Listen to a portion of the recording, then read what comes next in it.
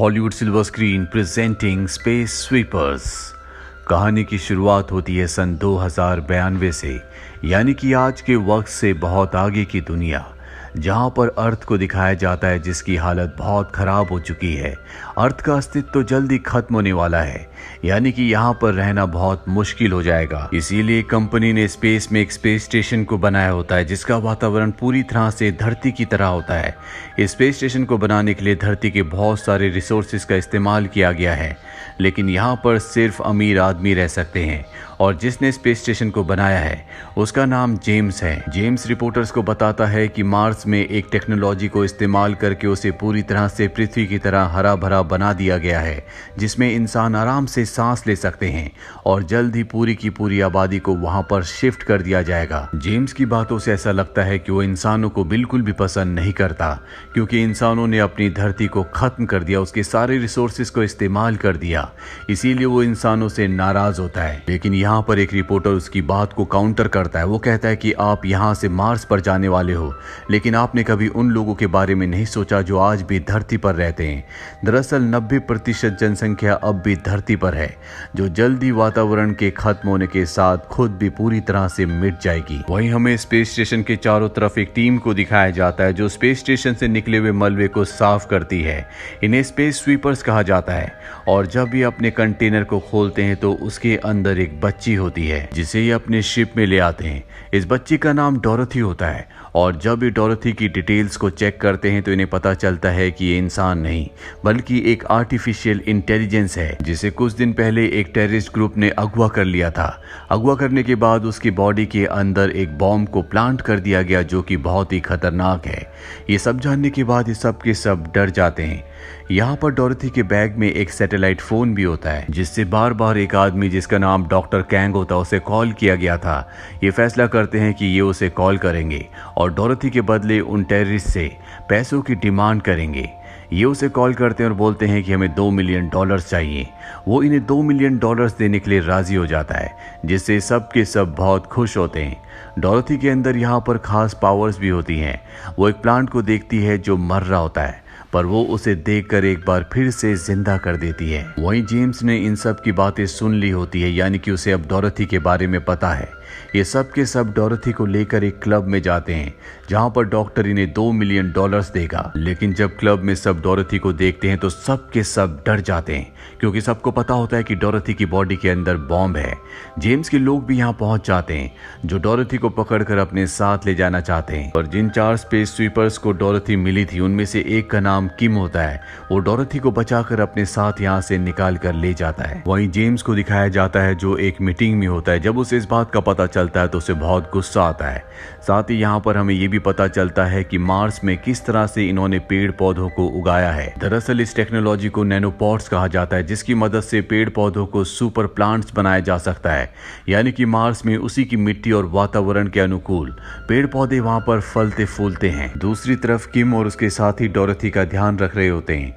किम का एक साथी डोरथी से बहुत प्यार करता है, वो उसके बहुत करीब रहता है, जबकि किम उससे हमेशा दूर रहता है। उनके पास एक फीमेल रोबोट भी होती है जो डोरथी का मेकअप कर रही होती है, और वो डोरथी को किम के बारे में बताती है। वो कहती है कि बहुत सालों पहले किम यहाँ पर एक स्पेस गार्ड था, जो स्पेस स्टेशन में इलीगल तरीके से आने वाले लोगों को मारा करता था।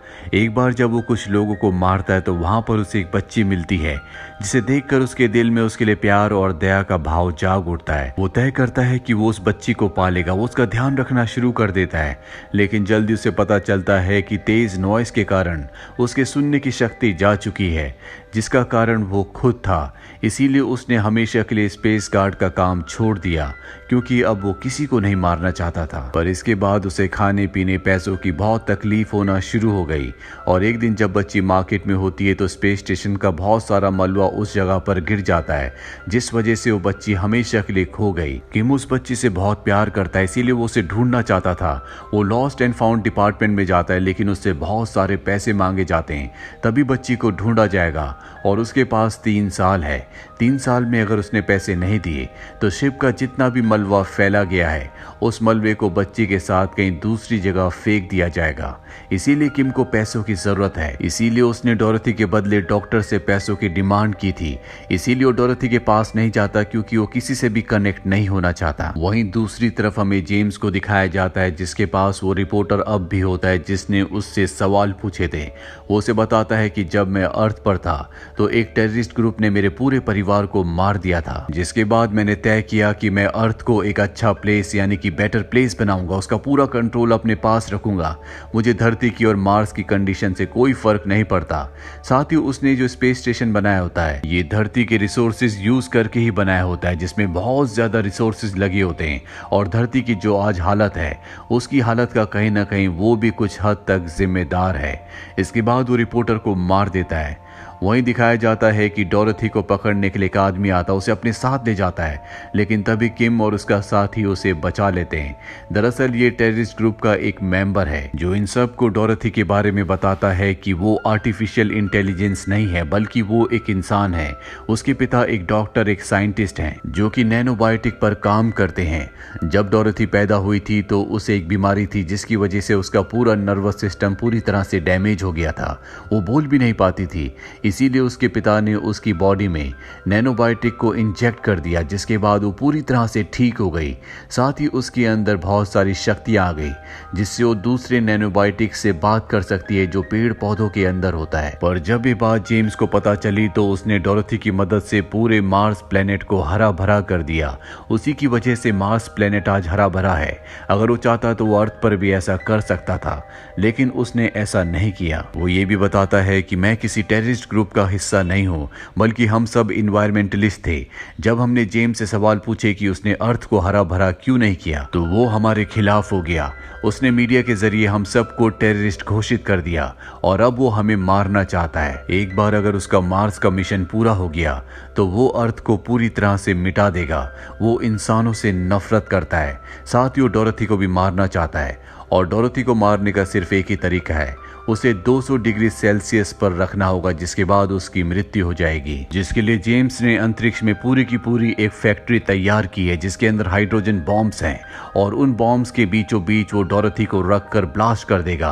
डोरथी का खात्मा हो जाएगा, साथ ही नैनोबॉट्स का भी, और वो फैक्ट्री नीचे अर्थ पर गिरेगी जिससे लगभग 30 लाख लोग मारे जाएंगे। अब यहाँ पर जेम्स के लोग पहुंच जाते हैं जो डोरथी को पकड़ना चाहते हैं, साथ ही इन सबको मारना चाहते हैं, पर डोरथी की मदद से सब के सब यहाँ से निकल जाते हैं। और अब ये डोरथी को उसके पिता जो कि वैज्ञानिक होते हैं उनके पास ले जाते हैं। डोरथी के पिता डोरथी को देखकर बहुत खुश होते हैं, पर अब यहाँ पर जेम्स भी अपने रोबोट के साथ पहुंच चुका है जो यहाँ पर डोरथी के पिता के साथ साथ बाकी सभी लोगों को मार देता है। पर किम और उसके तीनों साथी अब भी जिंदा है। किम की एक साथी के दांत के अंदर बॉम्ब होता है जिसे वो एक्टिवेट कर देती है, पर जेम्स को इस बात का पता होता है, इसीलिए वो उसे डिफ्यूज कर देता है। इसके बाद वो किम से कहता है कि मुझे पता है कि तुम्हें $2 मिलियन की जरूरत है ताकि तुम अपनी बेटी को ढूंढ सको। मैं तुम्हें $2 मिलियन दूंगा, पर डोरथी को तुम्हें मेरे हवाले करना होगा। किम अपनी बेटी को किसी भी कीमत पर ढूंढना चाहता है, इसीलिए वो उसकी इस शर्त को एक्सेप्ट कर लेता है और डोरथी को उसके हवाले कर देता है। पर किम के जो 3 साथी होते हैं वो पैसे लेने से इनकार कर देते हैं क्योंकि वो जानते हैं कि ये गलत है, उन्हें किसी भी कीमत पर डोरथी को बचाना चाहिए। पर किम अपनी बेटी को ढूंढने के लिए पैसे लेकर लॉस्ट एंड फाउंड डिपार्टमेंट जाता है जहां पर उन्हें अब उसकी बेटी का कुछ सामान मिल गया होता है। वो अपनी बेटी की एक नोटबुक देखता है जिसमें उसकी बेटी ने लिखा होता है कि मेरे पापा इस दुनिया के सबसे अच्छे इंसान हैं, वो हमेशा दूसरों की मदद करते हैं, कभी कोई गलत काम नहीं करते और मैं भी एक दिन उनकी तरह बनना चाहूंगी। ये पढ़ने के बाद किम की आंखों में आंसू आ जाते हैं और वो वापस अपने साथियों के पास आ जाता है और तय करता है कि वो किसी भी कीमत पर डोरथी को बचाएगा। ये सब के सब उस फैक्ट्री में पहुंच जाते हैं जहां पर हाइड्रोजन बॉम्ब है जिसके फटने के बाद डोरथी के साथ साथ अर्थ पर भी 30 लाख लोग मारे जाएंगे। बॉम्ब एक्टिवेट हो चुका होता है और इसे डीएक्टिवेट करने का कोई भी तरीका नहीं है और इससे जो वेव्स निकलेंगी वो 5000 के एरिया के रेडियस में फैल जाएंगी और सारे नैनोबोट्स मारे जाएंगे। और एक बार अगर नैनोबोट्स खत्म हो गए तो डोरथी के अंदर जो नैनोबोट्स को इंजेक्ट किया गया है वो भी पूरी तरह से खत्म हो जाएंगे जिससे डोरथी की मौत हो जाएगी और अगर इन्हें डोरथी को बचाना है, इस जगह को बचाना है, अर्थ को बचाना है, तो उन्हें इस फैक्ट्री को यहाँ से 5000 किलोमीटर दूर भेजना होगा। पर इससे पहले कि ये ऐसा करते, यहाँ पर जेम्स के कुछ लोग आ जाते हैं।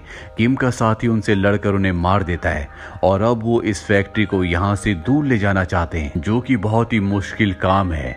यहीं पर किम की जो साथी है, जिसका नाम जैंग है, जो ब्लास्ट करने वाली थी, वो स्पेस स्वीपर से मदद मांगती है और जेम्स की सारी हकीकत उन्हें बता देती है। जिसके बाद सभी स्पेस स्वीपर्स अपने स्पेसशिप से यहाँ पर आते हैं और जेम्स के सभी ड्रोन्स को मार गिराते हैं।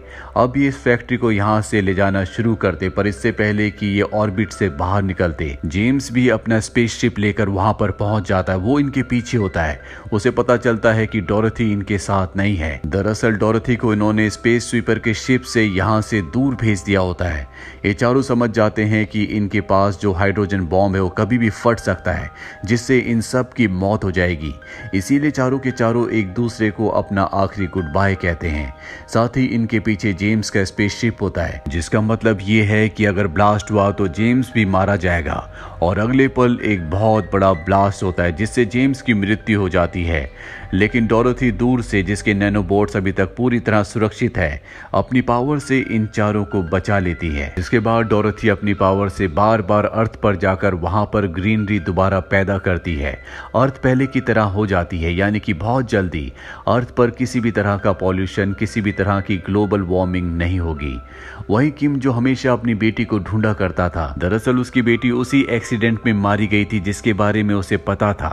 बस वो अपनी बेटी की डेड बॉडी को वापस पाना चाहता था, ताकि वो आखिरी बार अपनी बेटी को देख सके। इसीलिए वो पैसे इकट्ठे कर रहा था।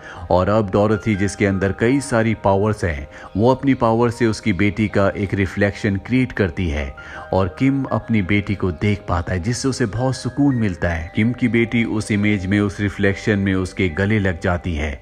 वो उसे आखिरी बार गुड बाय कहता है। और इसी के साथ ये फिल्म, ये कहानी यहीं पर खत्म हो जाती है। उम्मीद करते हैं कि ये साइंस फिक्शन कहानी आपको पसंद आई होगी।